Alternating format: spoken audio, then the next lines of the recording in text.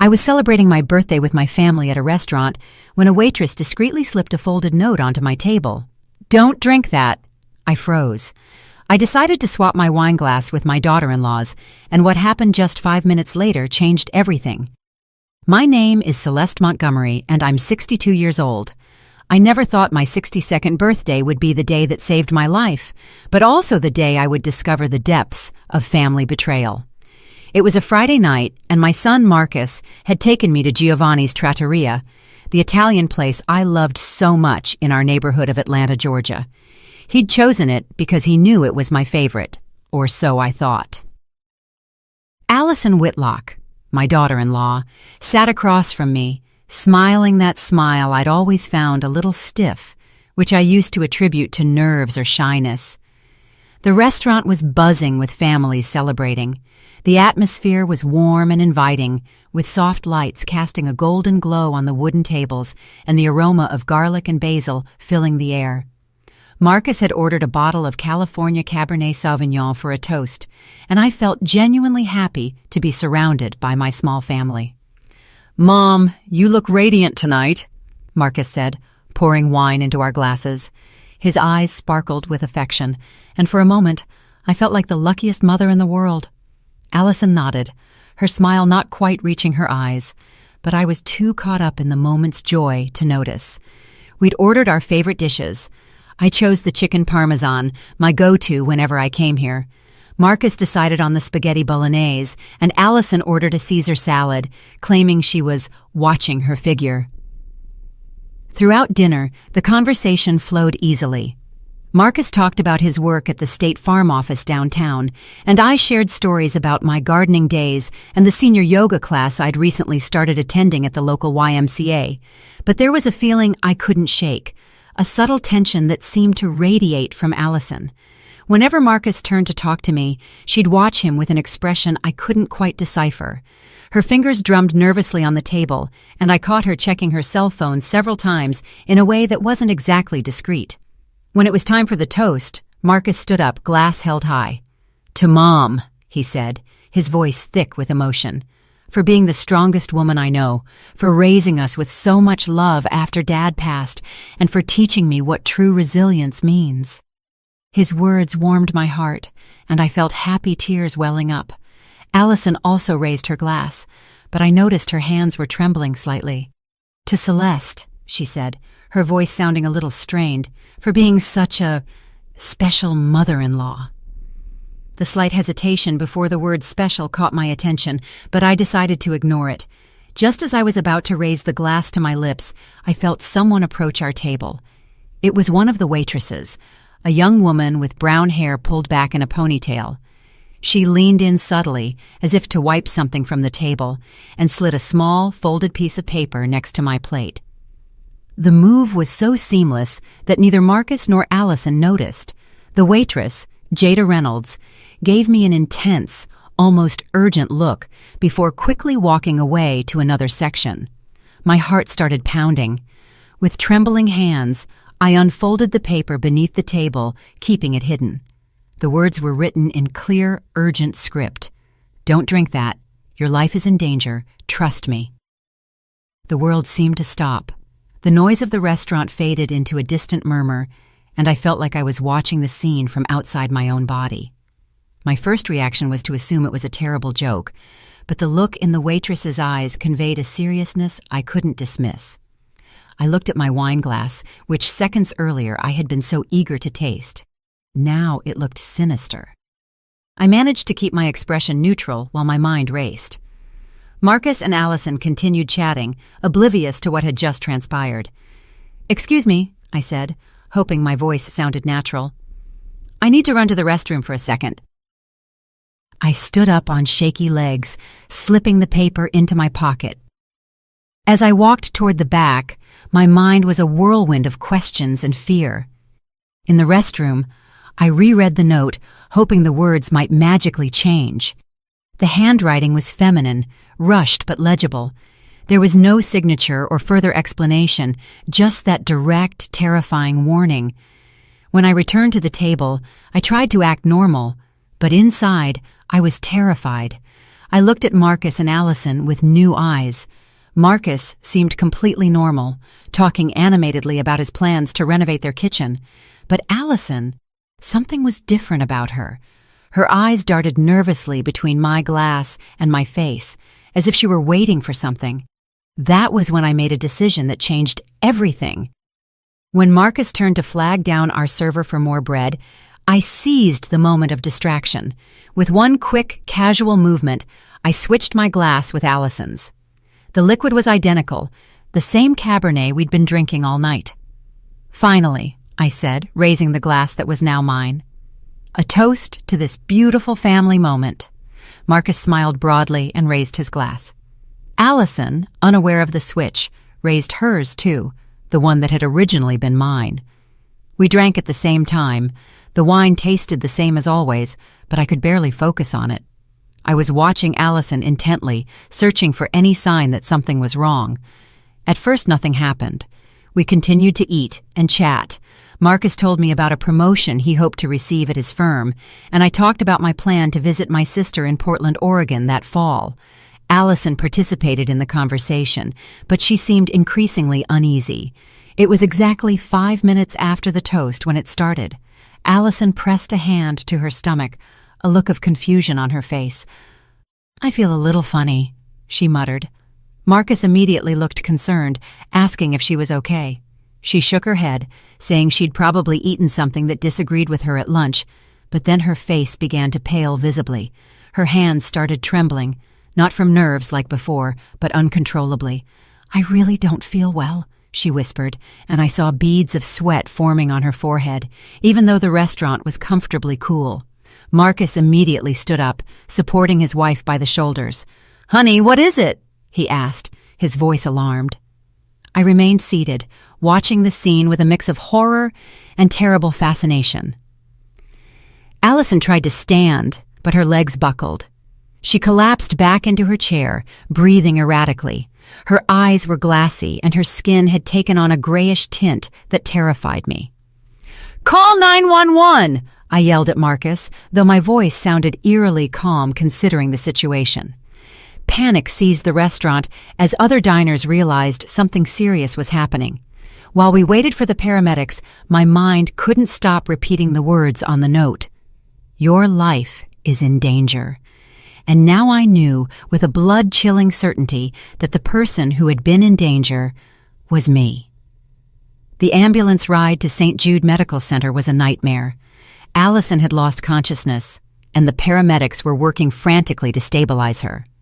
Marcus held my hand in the back seat, his eyes filled with terror and confusion. I clutched the waitress's note in my fist, feeling like it was the only evidence that I wasn't going crazy. In the emergency room, the doctors immediately whisked Allison away. Marcus and I were left sitting in those uncomfortable plastic chairs that seemed designed to make you feel even more miserable than you already are. The smell of disinfectant made me nauseous, and the fluorescent lights created a cold, unforgiving atmosphere. "I don't understand what happened," Marcus muttered for the 5th time, running his hands through his hair. "She was fine an hour ago. Maybe it was something she ate or stomach flu." I didn't answer. I couldn't tell him about the note yet, not until I was sure of what had really happened. But deep down, I knew this wasn't simple food poisoning. The waitress's words resonated in my head like a nonstop alarm. After what felt like hours, a young doctor with a beard approached us. His expression was serious, and I could see in his eyes that he had news he didn't know how to deliver. "Are you the family of Allison Whitlock?" he asked. "I'm her husband," Marcus immediately replied. "This is my mother. How is Allison?" The doctor sat down across from us, which instantly told me the news wasn't good. "Your wife is stable for now, but we need to talk about what caused her collapse." He paused as if carefully choosing his words. "The results from the blood work show the presence of digoxin in extremely high levels." Marcus frowned. "Digoxin? What is that?" "It's a heart medication," the doctor explained. "In normal doses, it helps regulate heart rhythm, but the amount we found in her system is, well, it's potentially lethal." I felt as if I'd been punched in the stomach. "Are you saying someone poisoned her?" I asked, my voice trembling. I can't make that determination, the doctor replied carefully. But I can tell you that this amount of digoxin did not enter her system accidentally. We're going to have to contact the police to investigate. Marcus abruptly stood up, pacing back and forth in the small space. This is impossible, he muttered. No one would want to hurt Allison. She's a good person. Who would do something like that? I knew the answer, but I couldn't say it yet. I needed more information. Doctor, I said, is it possible for someone to put this medication in a drink? Definitely, he replied. Digoxin can dissolve in liquids, and in this case, we also detected alcohol in her system, which can intensify the toxic effects. That was the confirmation I needed. I pulled the note from my pocket with trembling hands and showed it to Marcus. His eyes widened as he read the words. Mom, where did you get this? He asked, his voice breaking. I told him everything. The waitress, the message, my decision to swap the glasses. With every word, I saw the color drain from Marcus's face. When I finished, he sank into the chair as if he'd lost all his strength. It can't be, he whispered. Are you saying someone tried to poison you? That's exactly what I'm saying, I replied firmly, though I was shaking inside. The doctor listened with a grave expression. I will report this to the police immediately, he said, and we're going to need to run blood tests on both of you as well, to make sure you haven't ingested anything dangerous. When the doctor left, Marcus and I sat in silence. I could see his mind working, processing the information, reaching conclusions he didn't want to accept. Marcus, I said softly, I need to ask you something, and I want you to think carefully before you answer. He looked at me, his eyes full of pain. Have you noticed anything strange about Allison's behavior lately? Anything different at home? Marcus took a long time to respond. When he did, his voice was barely a whisper. A few months ago, she started getting really worried about your health. He stopped, as if he didn't want to continue. What kind of worries? I pressed. She kept saying she saw you confused sometimes, that you forgot things, that maybe we should start considering care options for you. The words sounded as if they physically pained him to say. My blood ran cold. Care options. A nursing home? She said she had researched some very nice places, that it would be better for you to have professional care. Marcus mumbled, unable to look me in the eye. Marcus, I said, my voice trembling. I don't have memory problems. I'm not confused. I'm perfectly fine. I know, he whispered. My God, I know, but she was so convincing. She showed me articles about early dementia, talked to me about red flags, and I wanted to believe she was just looking out for you. What else? I asked, though I wasn't sure I wanted to hear the answer. Marcus covered his face with his hands. Last month she suggested I should get power of attorney over your finances. She said it was just a precaution in case something happened to you. His voice cracked. I was about to agree. I thought it was the responsible thing to do. I felt sick. The whole picture was starting to form, and it was more horrifying than I'd imagined. Allison hadn't just planned to poison me. She had been preparing the groundwork to make my death seem inevitable, even expected. Is there anything else? Marcus continued, his voice barely audible. 3 weeks ago, I found bottles of pills in her purse. When I asked her, she said they were vitamins for herself, but now that I think about it, I never saw her take them. Do you remember what kind of pills they were? I don't know. They were small, white pills, but there were a lot of them in different bottles. At that moment, a nurse approached us. Mrs. Montgomery? She asked. I'm Celeste Montgomery, I replied. The police are here and they'd like to speak with you. Also, the doctor wants to inform you about something we found in the additional analyses. We followed the nurse to a private room where 2 detectives and the doctor we'd met earlier were waiting. The doctor's expression was even more serious than before. We've done more detailed analyses, he began, and we've found something disturbing. Mrs. Whitlock didn't just have digoxin in her system. She also had traces of other cardiac medications. It appears she had been ingesting small amounts over a prolonged period. My world spun. Are you saying someone has been gradually poisoning me? That is the most likely explanation for what we are seeing, the doctor confirmed.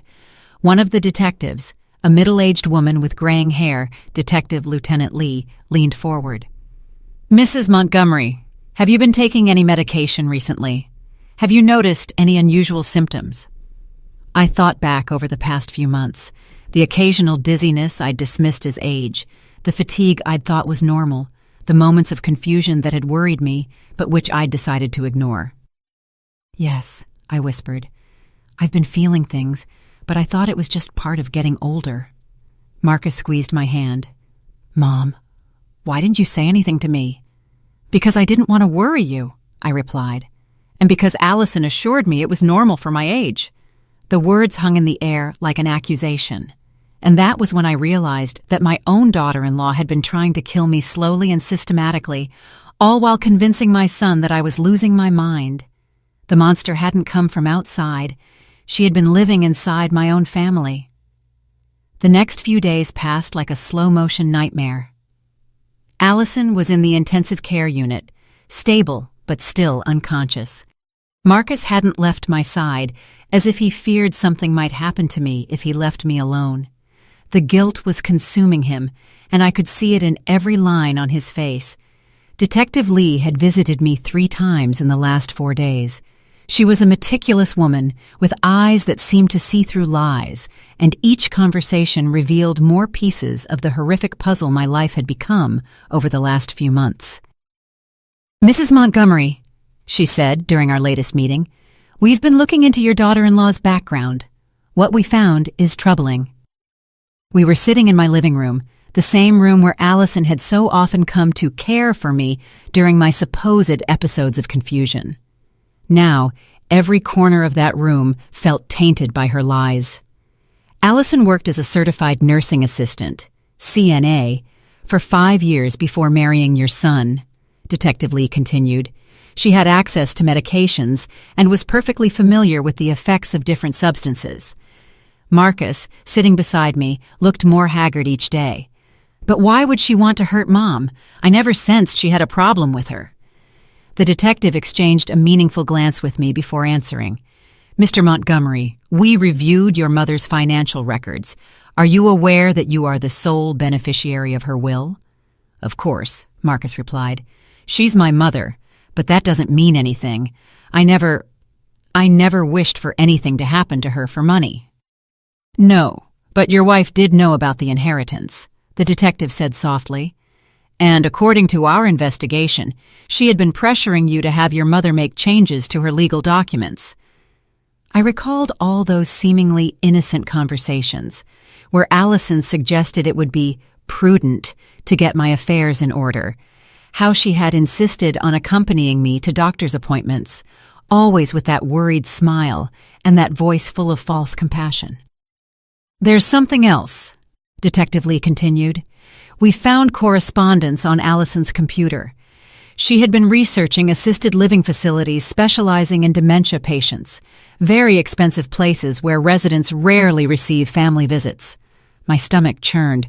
She was planning to have me institutionalized. That appears to be the case, she confirmed. But not only that, we also found searches on how to accelerate cognitive decline in the elderly and methods to make a death appear natural in patients with cardiac conditions. Marcus stood up abruptly, walking to the window. His shoulders trembled. My God, he muttered. What kind of monster is she? But I needed to know more. Over the past few days, I'd been remembering incidents that at the time seemed insignificant, but now took on a sinister meaning. Detective Lee, I said, I think I need to tell you about some other things that have been happening. Over the next hour, I recounted everything. How Allison had started visiting me more frequently several months ago, always bringing tea or some special snack. How after those visits, I would feel strangely tired and confused. How she had subtly started questioning my memory in front of Marcus. She would say things like, Celeste, Don't you remember you already told me that story yesterday? Or, honey, you just asked me that 5 minutes ago. I started doubting myself. I thought maybe I really was losing my memory. Marcus turned from the window, his face full of horror. And I believed her, he whispered. Every time she came home and told me you'd had an episode, I believed her. I thought she was being a good wife by looking out for you. Detective Lee took meticulous notes. Do you recall any specific episode, Mrs. Montgomery?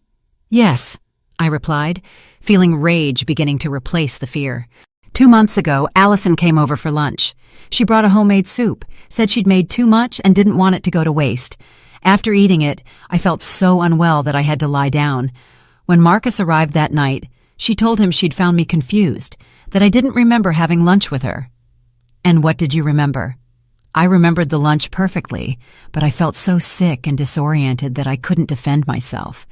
Marcus took me to the doctor the next day, but by then I was feeling better. The doctor said it was probably just a stomach virus.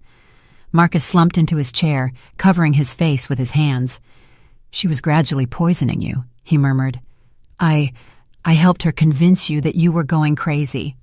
It's not your fault, I said, though inside I felt a complex mix of pain and understanding. She is very good at manipulation. She manipulated me, too. Detective Lee closed her notebook. Mrs. Montgomery, there's one more thing you need to know. The waitress who gave you the note, Jada Reynolds, is a nursing student. Her grandmother died 2 years ago under circumstances similar to what you're describing. My blood ran cold. What do you mean? Jada's grandmother, Eleanor Washington, began showing signs of confusion and cognitive decline. Her family thought it was natural dementia. She was admitted to an assisted living facility where she died 6 months later from heart failure. But Jada always suspected something wasn't right. And what does that have to do with me? The person who cared for Jada's grandmother, who convinced the family she needed institutional care, was Allison Whitlock. At the time, she used her maiden name, Allison Peters. The silence that followed was deafening.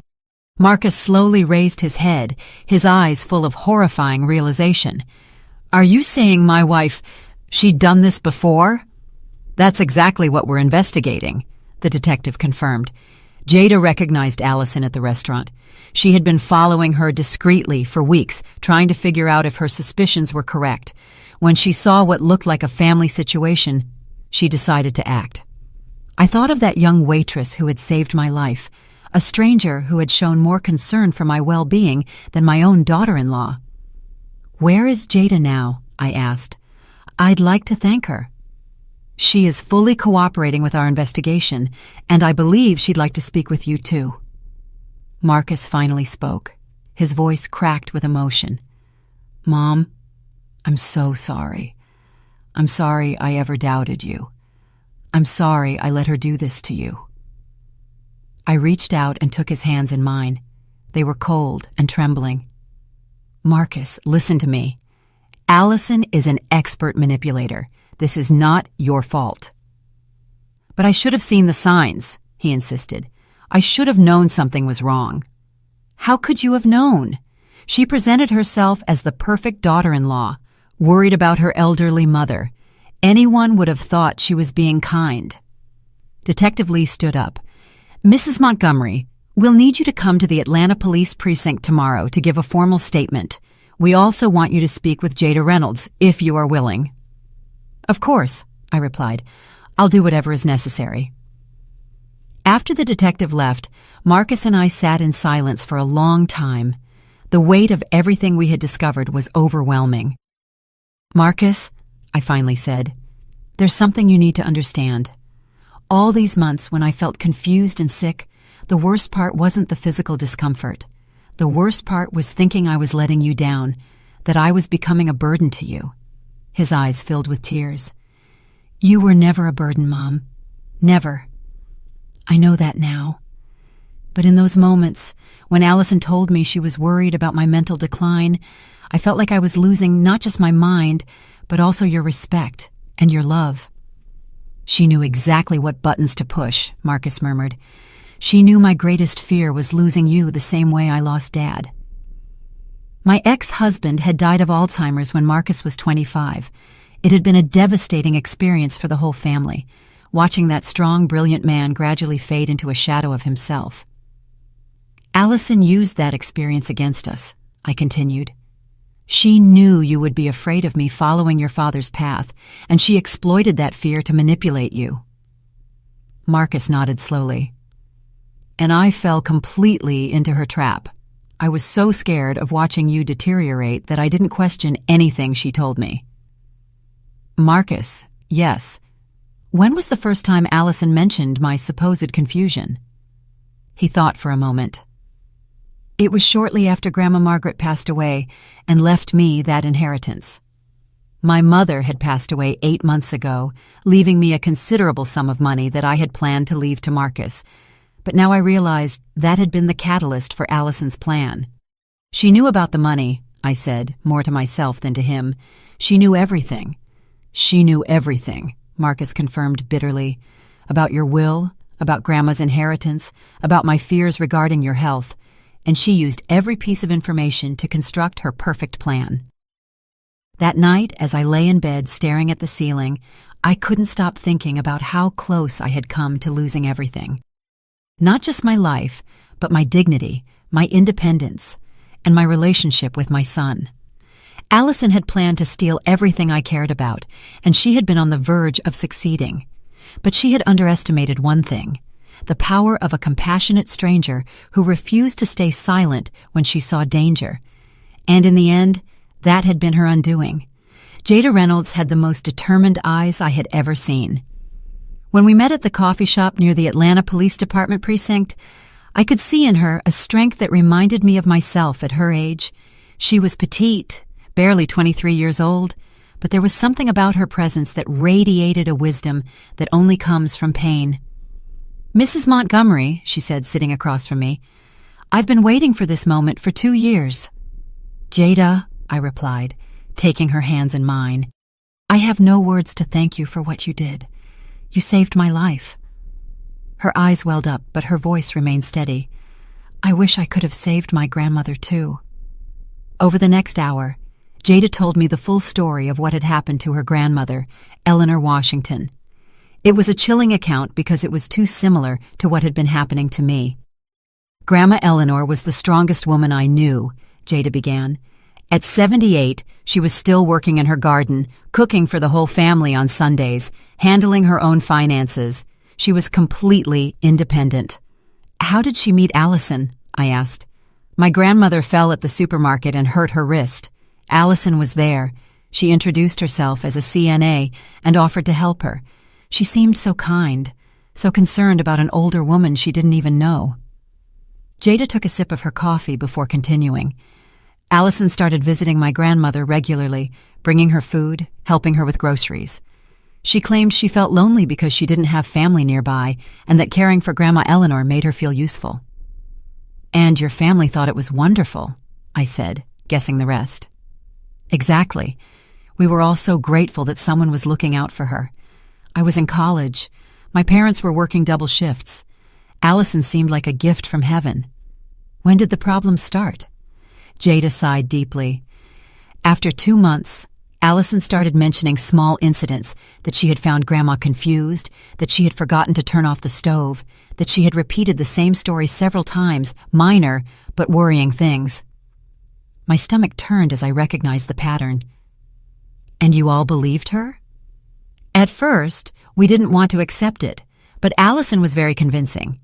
She showed us articles about dementia, talked about red flags, and gradually we started noticing things about Grandma that we hadn't seen before, like she looked more tired. Sometimes she seemed confused when we talked on the phone. There were days she didn't remember conversations we'd had. Allison convinced us that we needed to accept the reality that Grandma was deteriorating." Jada paused, fighting back tears. "The most horrible part is that Grandma started doubting herself too. She would tell me, 'Jada, I think something is wrong with me. Allison tells me I forget things and maybe she's right.'" "My God," I murmured. "That's exactly what was happening to me." "Yes. And then Allison started suggesting that maybe it was time to consider a specialized residence. She said she had found a wonderful, very expensive, but excellent place, the Serenity Pines Assisted Living, where Grandma would get the care she needed. And the family agreed? Not immediately, but Allison was persistent. She told us we were selfish to keep Grandma at home when she clearly needed professional care, that we were putting our feelings above her well-being. I knew that tactic. Guilt disguised as legitimate concern. How long was your grandmother at that residence? 6 months, Jada replied, her voice breaking. 6 months before she died of what they said was natural heart failure. But when I went to visit her there, something wasn't right. Grandma whispered to me that Allison visited often, always bringing her special vitamins that the doctor had prescribed. Did you investigate those vitamins? I tried, but by then it was too late. Grandma had died. And when I inquired about the medications, I was told all her medical information was confidential. Jada wiped her eyes with a napkin. But I knew something was wrong. My grandmother had a perfectly healthy heart her entire life. She had no history of cardiac problems. What did you do then? I started investigating on my own. I discovered that Allison had worked at that residence before getting the CNA job. I also found that there were other similar cases, elderly people who had been admitted there after sudden cognitive decline and who had died of heart problems in a relatively short period.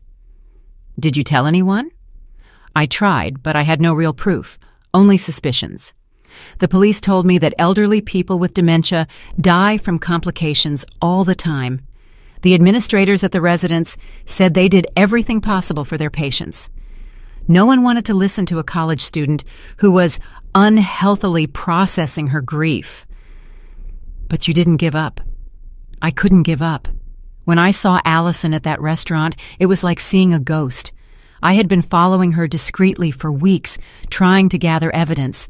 When I saw her with you and saw the way she looked at your glass of wine, I knew she was about to do the same thing again. How did you know it was the wine?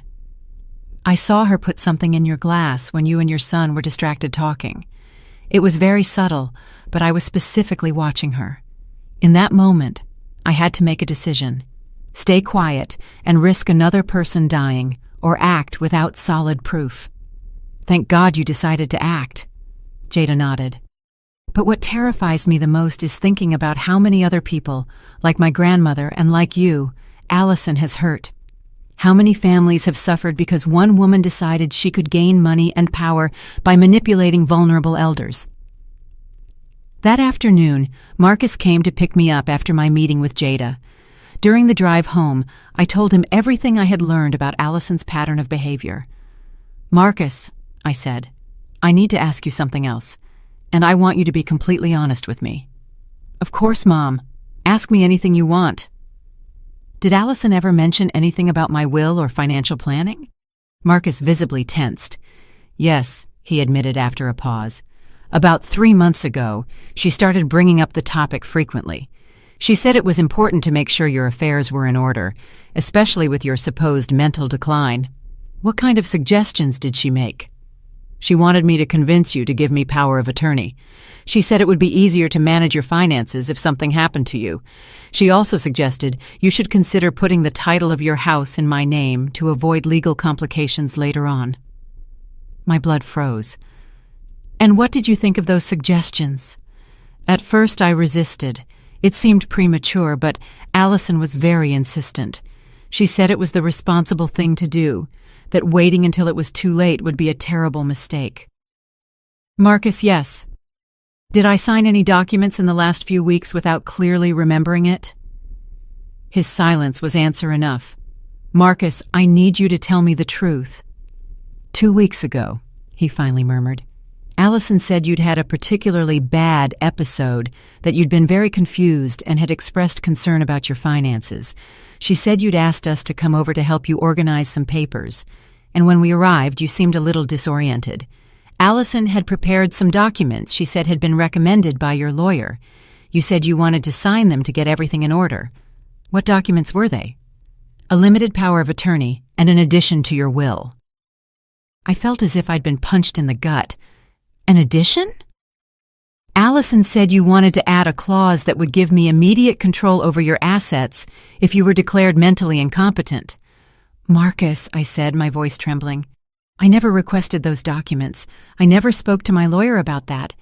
Allison drugged me that day to make me look confused, and then manipulated me into signing documents I never would have signed in my normal state. Marcus pulled the car over into the parking lot of a local mall and covered his face with his hands. My God, Mom, I was a complete idiot. I should have questioned everything. I should have insisted on speaking to your lawyer directly. Don't blame yourself. She had been preparing for this moment for months. She had conditioned you to believe I was sick, that my judgment was compromised. When the time came to act, you were already prepared to accept her version of events. What are we going to do about those documents? We're going straight to my lawyer tomorrow, and we're going to void everything. I will explain the circumstances under which they were signed, and I will make sure Allison never gets access to a single dime of my money. That night, while Marcus called his lawyer to schedule an emergency appointment, I sat in my study and reviewed all my financial documents. The magnitude of what Allison had been planning was terrifying.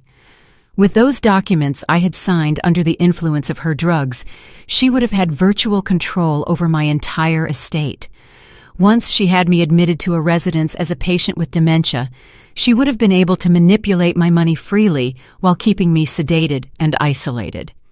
And eventually, when it was no longer useful to keep me alive, she would have found a way to accelerate my death, just as she had done with Jada's grandmother. It was a perfect plan, executed by a woman who had turned murder into an art form. But she had made one fatal mistake. She had underestimated the determination of a young woman who refused to forget her grandmother, and that had been her undoing. Allison woke up from the coma 4 days after drinking the poison intended for me. When Detective Lee called to inform me, I felt a strange mixture of relief and apprehension. On one hand, I was glad she hadn't died. As monstrous as she was, I didn't want her death on my conscience. On the other hand, I knew her waking up meant I would have to face her face to face. "How is she?" I asked over the phone. "Physically, she's recovering well," Detective Lee replied. "But mentally, well, she's very agitated. She's been asking for her husband constantly, and when we told her you were okay, her reaction was intense." "What kind of reaction?" "Complete denial. She insists there was some kind of mistake, that she would never hurt anyone. But the most concerning thing is that she's also been asking specifically for you, Mrs. Montgomery. She wants to see you." My stomach flipped. "Do I have to see her?" "You're not obligated, but it could be helpful for the case. Sometimes when suspects are confronted directly by their victims, they reveal important information, but I completely understand if you don't feel comfortable." I thought about it for a moment. Part of me wanted to hide, to pretend Allison didn't exist and let justice run its course without my direct participation. But another part of me, a stronger part, wanted to look her in the eye and tell her she had failed to destroy me. "I'll do it," I finally said. "But I want Marcus to be present." "Of course. Tomorrow afternoon. Does that work for you?" That evening, Marcus and I sat in my kitchen drinking tea and mentally preparing for what was to come. He had been incredibly protective of me since we discovered the truth, almost as if he feared Allison could hurt me even from her hospital bed. "Mom," he said, "you don't have to do this. We can let the police and lawyers handle everything." "Yes, I do have to do this," I replied, with more firmness than I felt. "I need to see her. I need to understand how I could have been so blind for so long." "You weren't blind. She's an expert manipulator." "Maybe. But I also think part of me didn't want to see the signs because I wanted to believe that I finally had a daughter-in-law who cared about me." Marcus took my hand. "Mom, you've always had people who care about you. You have me." "I know, honey, but it's different. You're my son. You're supposed to love me. Allison chose to be in my life, or so I thought. The idea that someone would choose me, that they would consider me worthy of affection without familial obligation, that meant a lot to me, and she took advantage of that. Yes, she took advantage of my loneliness, my desire to be loved, my fear of aging. She knew exactly my vulnerable spots, and used them against me. The next day, as we entered the hospital, I felt like I was walking toward my own execution. Detective Lee escorted us through corridors that smelled of disinfectant and pain until we reached the room where Allison was being guarded. There was a police officer at the door, which made me feel a little safer. But when the detective opened the door and I saw Allison for the first time since that horrible night at the restaurant, all my mental preparation vanished. She was pale and thin, with IV tubes connected to her arm, but her eyes had the same calculating intensity they had always held. When she saw me enter, her expression immediately shifted to one of feigned vulnerability. "Celeste," she said in a weak voice, reaching out a hand toward me. "Thank God you're okay. I was so worried." I stood near the door, refusing to approach her bed. Marcus positioned himself protectively between us. "Allison," I said, my voice firm, "we know what you did." Her expression of confusion seemed genuine, but I had already learned what a good actress she was.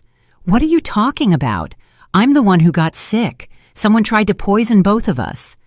"No," I replied.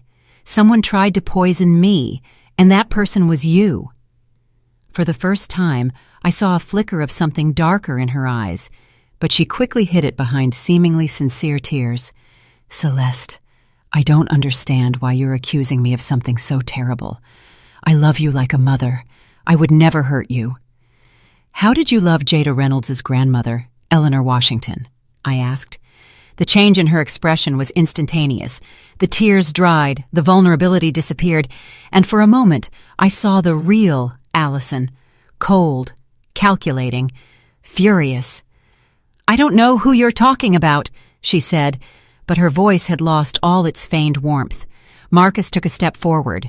"Allison, we found the medications at our house. We found your correspondence. We know about the money, about the documents you made Mom sign. We know everything." Allison sat up straighter in bed, and her mask of the innocent victim began to completely slip. "Marcus, honey, you have to understand. Everything I did was for us, for our future." "Our future?" he repeated in disbelief. "Your mother is older, Marcus. She doesn't have many good years left. Wouldn't it be better if she could enjoy her final years in a place where she received appropriate care while we built a life together without the burden of constantly worrying about her?" The coldness with which she spoke about me, as if I were an inconvenient object, made me nauseous. "And the money?" Marcus asked. "Was this all about the money?" Allison sighed as if she were explaining something obvious to a child. "Money is important, Marcus. Your mother isn't going to live forever. And when she's gone, why shouldn't we make sure we're comfortable? She doesn't need all those savings in a nursing home." "Are you talking about killing me?" I said, my voice trembling but steady. For the first time, Allison looked directly at me with pure hatred. "I'm talking about being practical about an inevitable situation." "How were you practical with Jada's grandmother?" Her smile turned cruel. "Eleanor Washington was a lonely old woman who was going to die anyway. At least I made sure her final months were comfortable and that her money ended up in her family's hands. She didn't have anyone else. Her family visited once a month if she was lucky. I was the only one who truly cared about her in the end." Marcus was shaking with rage. "How many other people have you hurt, Allison?" "I haven't hurt anyone," she replied coldly. "I've provided a peaceful transition for people who were already suffering." "A peaceful transition?" I repeated. "You call gradually poisoning older people until they die a peaceful transition?" "I kept them comfortable," she insisted. "No pain, no fear. It's more than most people can expect at the end of their lives." Detective Lee, who had been quietly taking notes, finally spoke. "Mrs. Whitlock, are you admitting that you intentionally caused the death of Eleanor Washington and that you plan to do the same to Celeste Montgomery?" Allison realized too late what she had revealed. She tried to backtrack. "No, I wasn't talking. Hypothetically. I'm confused from the medication." But the damage was done. She had shown her true self, and everyone in that room had witnessed it. "Allison," I said, finally stepping closer to her bed but keeping out of her reach. "I want you to know something. For months, you made me doubt my own mind. You made me feel like a burden, like I was losing my value as a person. But I survived, and I'm going to make sure you never have the chance to do this to anyone else." Her eyes filled with fury. "Stupid old woman," she hissed. "You should be grateful. I was going to give you a dignified death. Now you'll rot slowly in some cheap facility where no one cares about you." Marcus moved toward her, but I put my hand on his arm to stop him. "She's not worth it," I told him. "She can't hurt us anymore." When we left the room, I felt as if I had confronted the demon that had been living in my life for months. It was terrifying, but also liberating. "How do you feel?" Marcus asked me as we walked down the corridor. "Like I just woke up from a very long nightmare," I replied, "and like I can finally start to heal." That night, Detective Lee called to inform me that Allison had decided to confess in exchange for a plea agreement. She had admitted not only to the attempted murder against me, but also to the deaths of Eleanor Washington and 2 other elderly women over the last 3 years. "3 more?" I asked in horror. Yes, once she started talking, she seemed almost relieved to admit what she had been doing. I think she had been carrying the weight of those secrets for a long time. What will happen to her now? With the confessions and the evidence we have, she will likely face life imprisonment without the possibility of parole. When I hung up the phone, I felt no triumph or vengeance. I felt only a profound sadness for all the lives Allison had destroyed, and an overwhelming relief that her reign of terror was finally over. But I also knew that the most difficult part of my healing process was just beginning. 6 months after that horrible night at Giovanni's Trattoria, I wake up every morning with a feeling I had forgotten existed: peace. It's a strange sensation after so many months of living in constant fear, doubting my own mind, feeling like I was losing pieces of myself every day. My morning routine has changed completely. I no longer need to obsessively check if I locked the door or turned off the stove, because now I trust my memory. I no longer have to question every decision I make, wondering if it's evidence of mental decline. I know my mind is clear, that it always was clear, and that the confusion and forgetfulness were caused by poison, not illness. Marcus comes to visit me every Sunday, and our relationship has transformed in ways I never imagined possible. The guilt he carried for doubting me, for letting Allison manipulate him, had been consuming him for weeks after the trial. But we worked through it together in family therapy, and little by little, we've built a new, deeper trust. "Mom," he told me during one of our sessions, "I think part of me always knew something wasn't right, but it was easier to believe your mind was deteriorating than to face the possibility that my wife was a killer." "Why was it easier?" the therapist asked him. "Because if Mom was sick, I could be the hero who took care of her. But if Allison was lying, that meant I had chosen poorly, that I had brought danger into my mother's life. That would make me the villain of the story." It was painful to hear that, but it was also a relief. Marcus had found the courage to be honest about his own fears and insecurities, and that allowed us to truly heal. Allison's trial lasted 3 weeks. I testified for 2 full days, recounting my story to a jury who listened with a mixture of horror and compassion. Jada Reynolds also testified, speaking bravely about her grandmother's death and her determination to find justice. Allison attempted to use an insanity defense, claiming she suffered from a personality disorder that made her incapable of controlling her actions. But the prosecution presented evidence of years of meticulous planning, internet searches on poisons and murder methods, falsified documents, and deliberate financial manipulation. When the verdict was read, guilty on all counts, I didn't feel the satisfaction I had expected, only emptiness. A woman I had once called family would be sent to prison for the rest of her life. And while I knew it was justice, I couldn't help but feel sadness for what might have been if Allison had chosen a different path. After the trial, I decided to make some important changes in my life. The first was to move. I couldn't continue living in the house where Allison had come so many times to slowly poison me. Every corner held memories of those terrible months, and I needed a new space to build a new life. I found a charming small house near Lake Lanier with a yard that lets me spend hours working with my hands in the dirt. There is something deeply healing about planting seeds and watching them grow, about creating life after having been so close to losing it. Jada Reynolds has become an important part of my new life. We meet regularly for coffee, and we've developed a friendship that goes far beyond the circumstances that brought us together. She is finishing her nursing degree, and I have been helping her financially with her studies.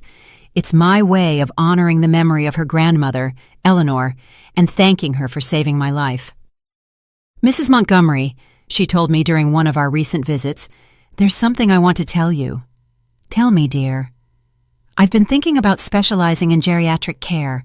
I want to work with older adults, help them maintain their dignity and independence for as long as possible." "That's wonderful, Jada. What inspired you to make that decision?" "You," she replied simply. "Watching you fight to get your life back, how you refuse to be defined by what Allison did to you, showed me that older people aren't helpless victims. They are warriors who have survived decades of life and deserve respect and protection." Her words filled me with a warmth I hadn't felt in a long time. Knowing that my horrible experience could inspire something good in the world gave a purpose to all the pain I had suffered. I've started speaking publicly about my experience, not to seek attention or sympathy, but to educate other families about the signs of elder abuse. It's astonishing how many people approach me after my talks to say they recognize some of the patterns I describe in their own families. A 70-year-old woman told me her son-in-law had been pressuring her to grant him access to her bank accounts using the same type of manipulation Allison had used on me.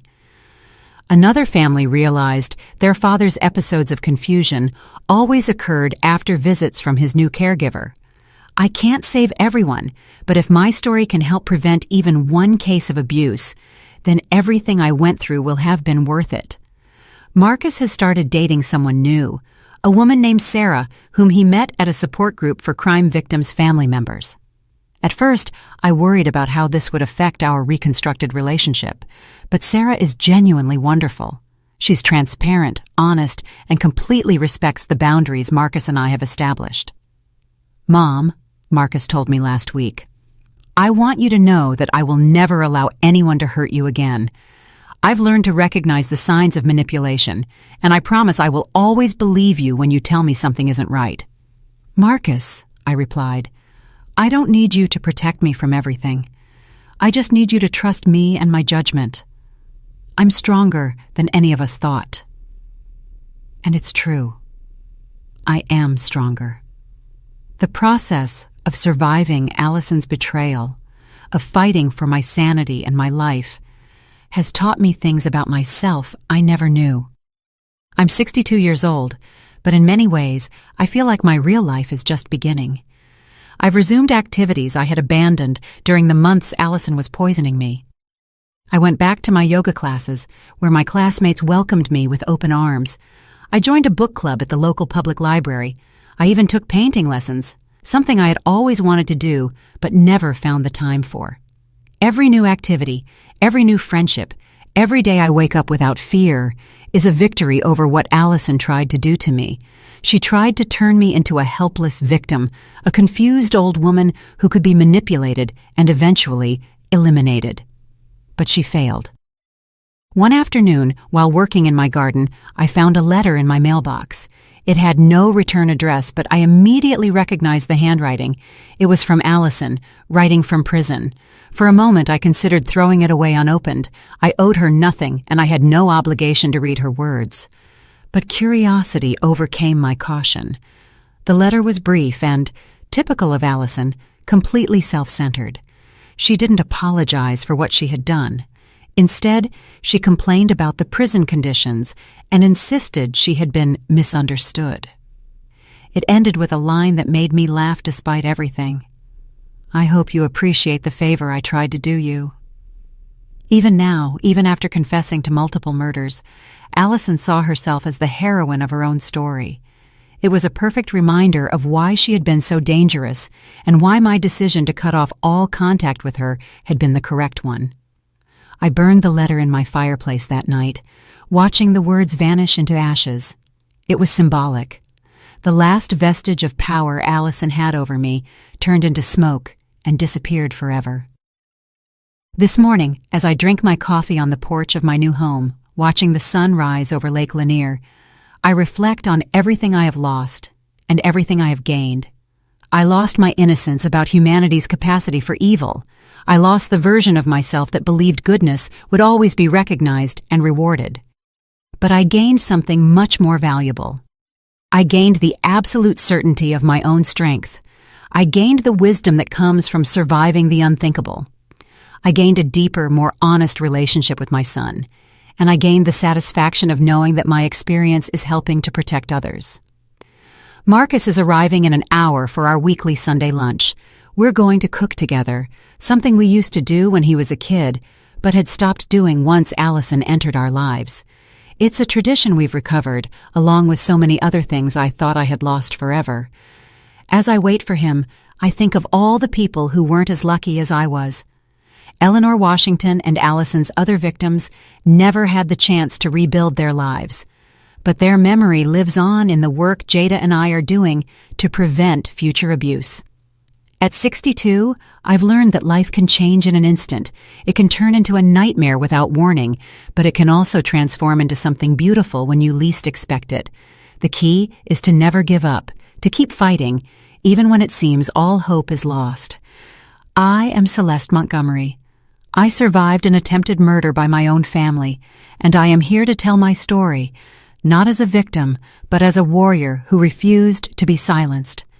And every day I wake up free, healthy, and in control of my own life is my sweetest revenge against those who thought they could destroy me. Did you like my story? And which city are you listening from? Let's meet in the comments. If you like the story, you can support me by sending a super thanks so I can keep bringing more stories like this. Thank you so much for your sweet support. I'm looking forward to your comments on the story. On the screen, you can see 2 new life stories that I highly recommend. There's so much more on my channel. Don't forget to subscribe. See you in the next life story with love and respect.